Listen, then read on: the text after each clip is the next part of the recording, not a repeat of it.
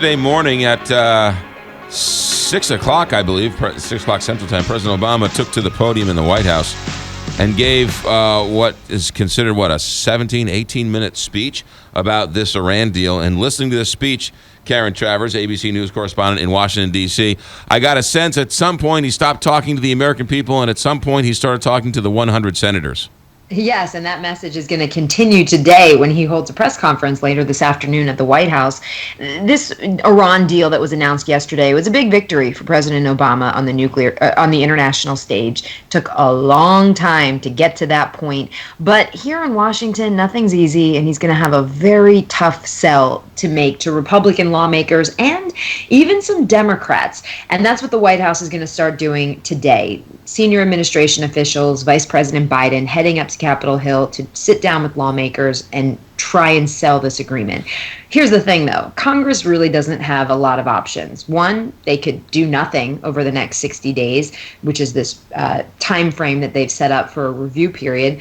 They could also vote approval or disapproval, but even the disapproval isn't going to sink the deal, because the president said yesterday that anything that Congress does to bring this down or dilute it in any way, he's going to veto. And it would be pretty difficult for Congress to overcome that veto threat, the 2/3 support. But the president sounding very confident yesterday that no matter what Congress is going to do, he's going to have the final say on this. Well, they're also sort of this either or. It's either this deal or no deal. And having inspections is better than having no inspections, even though those inspections aren't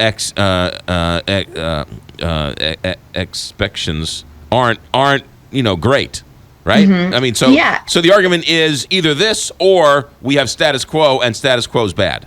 Right, and that's what the White House is going to say, and you'll hear that from the president today. All of the alternatives, more economic sanctions and more, negotiate. Well, they've been doing that for years, the White House will say, and nothing has changed. So this at least puts something in place.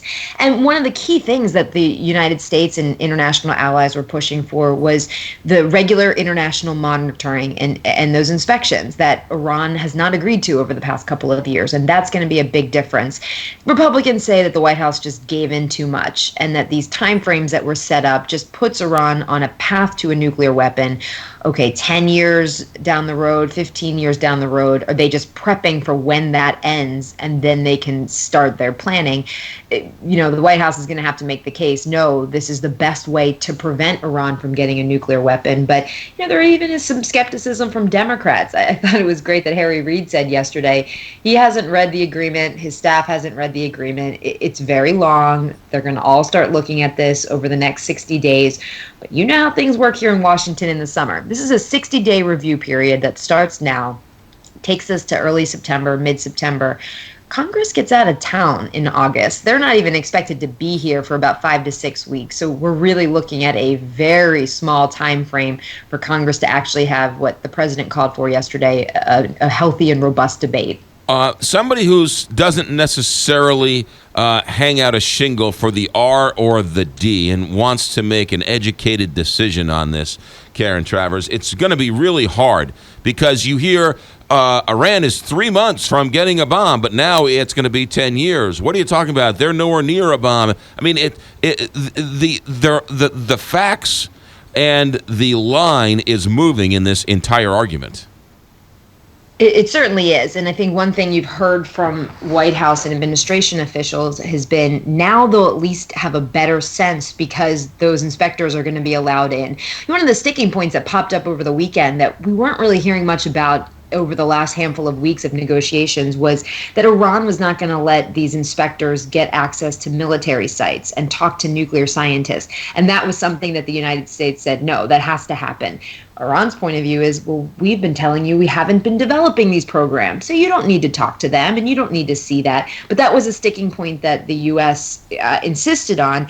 So they say now the fact that we're going to get access to this, the fact that we will see and hear more, is a good positive step, because we'll have more information of whether that's 3 months to 10 years. There's at least something a little bit more concrete to work with. One of the things that sort of raised my eyebrow was these 4 hostages, 3, I guess, prisoners. 1, they don't know where he is. But how come the U.S. didn't, as part of the deal, make these three releases possible? And has the White House commented on that at all? We heard that from yesterday from officials in Vienna saying that was not part of these conversations. Now, there's some speculation that perhaps as a gesture of goodwill, there would be a prisoner release because this has been such a long time coming to get this deal across the finish line. But there was no indication that that was part of the conversation. And that's something that you're also hearing on Capitol Hill of what about them? Why was that not part of it? Right. But the White House hasn't said, they've just said this isn't part of the deal. Right. Yeah. Exactly. In terms of how this works, the Senate has to approve this by a 2/3 majority, or is it a simple 50-50 vote? First, they go to the simple 50-50 vote, this non-binding vote of approval or disapproval. Or they can also do nothing. I mean, we've certainly seen Congress with timeframes and deadlines just punt and not actually do anything. But let's just say they vote to disapprove this. Then it goes to the president, and he said yesterday that he would veto anything that takes away from the deal or tries to sink the deal. One thing Congress could also try and do is they could add new sanctions on Iran. They could try to vote to stop the president from ending the current sanctions, which were a very big part of the negotiations over the final days. But then if the president vetoes it, back up to the Senate, where it needs a 2/3 majority to overcome that veto. That would mean more than a dozen Democrats would have to join in the Republicans to go against the White House. I just can't see that happening on something so big, so momentous for President Obama's foreign policy agenda.